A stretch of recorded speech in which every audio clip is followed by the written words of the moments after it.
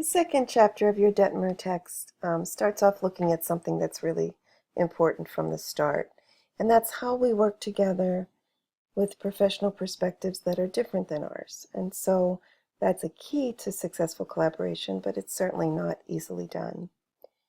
So let's start by talking about perspective. And this definition in the first bullet, mental view of facts and ideas and a style of seeing relevant data in meaningful relationships, sounds very straightforward. But the difficulty comes in that we all have our own perspectives based on our own experiences and values. And so I think a more insightful quote is the one on the bottom of the slide, which is, "We see things not as they are, but as we are." And we know from information processing models that nothing is what it appears to be necessarily. And so it's so easy for us to come to the table to discuss the same issues around the same student and have very, very different opinions about even what their needs are. And so how do we resolve that kind of difference from the start? The text does a nice job of talking about how our opinions differ around some specific areas in our lives as teachers, and they talk about 5 different areas that we'll spend a second on each of them, the first being tradition in schools. We know our schools are very traditional organizations, and we are in fact, operating under rules that were developed and schedules and ideas that were developed based on very, very different culture and time. And so it's hard to fight tradition in school, even around special education, which is a newer facet of our American education system. It is still not unusual for folks to see special education as a place. It's somewhere students go who have special needs. And we, of course, have to eliminate that train of thought given inclusion. It's certainly not a place that's isolated or specific to students with special needs anymore. But that mindset, even when it's not necessarily fully recognized or acknowledged, can still be in place among committee members on a consultation or IEP team. We still think about labeling far too much and get stuck on labels before we get down to specific needs. I've always believed that labels' only purpose is to get services and then forget about the label and look at the child or the adolescent and what their needs are and work from there. We have students with very different labels with very common needs sometimes. So the labels sometimes are more of a roadblock than a help of any kind.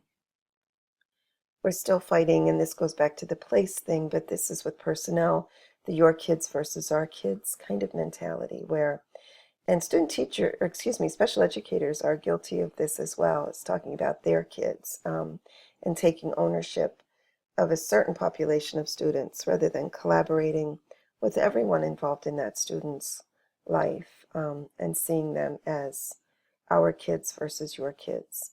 It's a matter of ownership and responsibility there. Misidentification is a problem, and it can be based on the traditional ways that students were evaluated in the past or old traditional ideas around what specific identifying categories mean, and so that can be a roadblock to collaboration. Seeing families as a part of the problem is not going to help us be collaborative with them in any kind of meaningful way, so that can be a huge issue. And then trying to coordinate with support services is so very difficult, and it certainly can't be done without breaking some tradition sometimes, providing the services maybe in a different environment than was done in the past, not going off to, isolated rooms for speech therapy and that kind of thing, but integrating things more throughout the school day and throughout different locations. No one needs to tell anyone about how time is an issue at school. And we know that collaboration, we know that co-teaching, we know that a lot of the things that our current policies in education require also require far more time, and it's not being built into our days very often. And so we also lose a lot of times to meetings that aren't productive. Then there's no times for consultation, which could be very productive. Sometimes I hear many teachers talk about their professional development days not being used to their fullest potential. And the bottom line to all of this is the need for administrative support. If you're to be able to do a good job in consultation, in co-teaching, in designing good IEPs, on, there has to be time, and who gives us the time but the administrators. So this can be a huge issue that can cause difficulty with collaboration.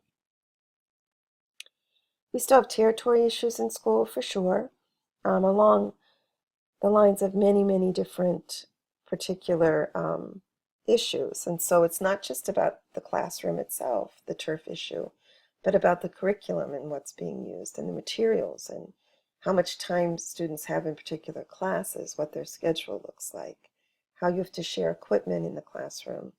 Are you sharing, paraeducators? Some teachers think a noisy classroom has more learning going on than and other teachers want a very quiet classroom. Discipline issues vary, how students are graded, how much homework they get. These are all things that many of us feel so strongly about.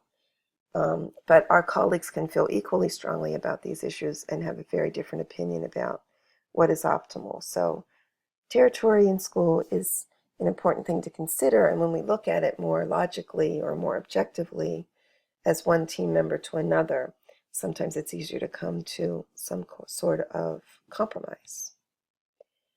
Talent in schools, very often you'll have much more collaboration, much less issue around turf or time if educators feel appreciated and if their talents are recognized. And so it can do a lot for everyone on the team if there's real recognition of what each member is bringing, and especially when there are specific contributions being made. If we feel we have our own little niche to fill and our own contribution to make, then we're not as likely to be concerned about other folks' contributions. And so a lot of the issues arise when there's a feeling that you're not being heard, or that what you believe or what you like to plan for students is not as appreciated as it should be. Trust is very much related to that. You have to be able to trust the people on the team to collaborate successfully. You have to feel comfortable with other people coming in and observing what you do and recognize they're not there observing what you're doing so much as what the student's doing, obviously. There has to be a feeling of safety. I mean, Maslow doesn't just apply to our students, right? So it applies to us as well. So feeling secure in sharing materials, sharing ideas, having other people see what you're doing in the classroom, very important to collaboration.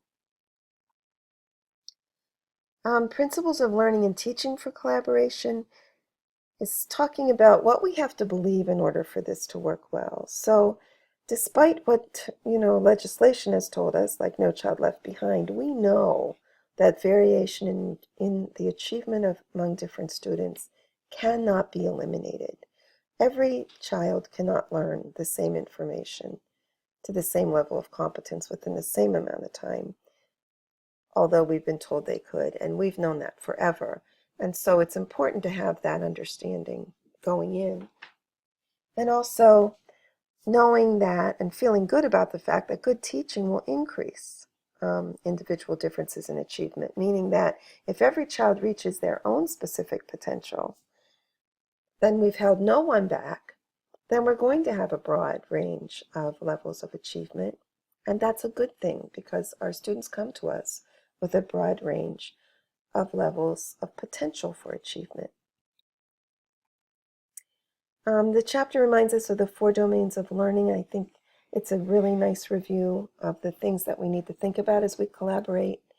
Obviously, the cognitive piece we think of first academically very often, and understanding how important Bloom's taxonomy is to differentiating, so we can teach the same concepts, the same content, but we can change the level on the taxonomy as we need to, but always with the goal of moving up as far as we can, taking the affective domain of learning into consideration, of course, sensory motor. If you look on page 46, there's a nice review of the 8 levels of sensory motor development. And then the social pieces of learning. Vygotsky taught us, and it's true, that learning is absolutely a social endeavor, and interaction is really critical to it. And so page 47 does a nice job of looking at that piece of the learning domains. I also like the part of your chapter that talks about the different kinds of subject matter. And if we think of the subject matter within this context as we plan for students, it helps us to prioritize. So identifying what's essential, what must be learned for mastery for the student to reach competence, first of all, and then recognizing what we can refer to as developmental subject matter, which again refers to different levels of achievement, where our expectations should lie for the student developmentally. And then the ideational subject matter allows us to work with students who can take in broad, open-ended kinds of concepts, do novel problem solving, become problem solvers at whatever level they are able to. So I think it's a great way to think about what we're teaching and prioritize our teaching for our students. So it is those constructs that influence what are our annual goals, our instructional objectives. This is what we collaborate to develop. What are the time and achievement dimensions? How much time should be spent on one item over another, or one content over another? And then how should we assess and evaluate the processes that we're laying out in their plan?